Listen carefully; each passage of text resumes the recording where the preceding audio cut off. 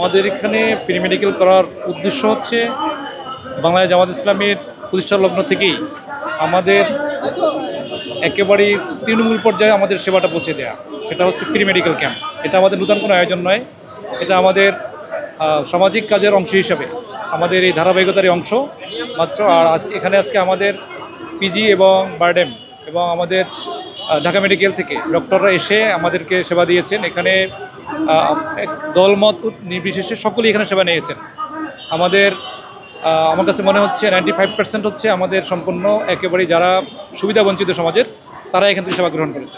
আমাদের এই প্রক্রিয়াটা আসলে চলমান প্রক্রিয়া, যখনই প্রয়োজন ফিল হয় তখনই আমরা এটাকে আয়োজন করে থাকি।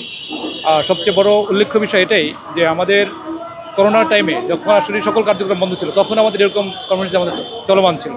সে ধারাবাহিকতার অংশ। এটা আমাদের নতুন কিছু নয়, এটা আমাদের অনেকের কাছে নতুন মনে হতে পারে, কিন্তু এই স্বাস্থ্যসেবা দিয়ে আমরা চলে যাচ্ছি বা আমাদের এটা চলমান প্রক্রিয়া সামনেও চলবে। টানা তৃতীয়বার অর্জন করেছে দেশের সেরা সুপার ব্র্যান্ড স্বীকৃতি বসুন্ধরা টিস্যু। সকলকে আমরা ধন্যবাদ জানাচ্ছি এই মর্মে যে আমাদেরকে তারা প্রোগ্রাম তৈরি করার পরে যথেষ্ট অংশগ্রহণ করেছেন।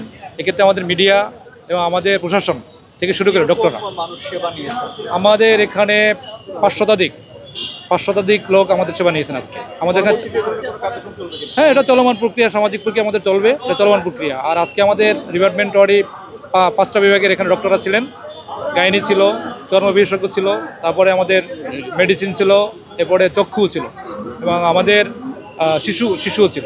আমরা আজকে 21 নং ওয়ার্ডের প্রান্তিক জনগোষ্ঠী সহ সকল নাগরিকদের জন্য ফ্রি মেডিকেল ক্যাম্পের ব্যবস্থা করেছি। সকাল থেকে প্রচুর রোগী চিকিৎসা নিতে এসেছেন। প্রায় 500-রও অধিক ব্যক্তি এখান থেকে চিকিৎসা সুবিধা নিয়েছেন। এর মধ্যে 4 জন ডাক্তার ছিলেন, ওনারা অনেক পরিশ্রম করেছেন।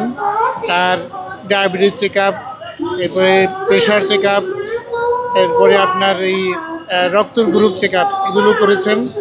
আর মেডিসিন, চক্ষু বিভাগ, গাইনি বিভাগ এবং চর্ম বিভাগ, এই প্রতিটা বিভাগে অনেক রুগী এসে তারা চিকিৎসা সেবা নিয়েছেন।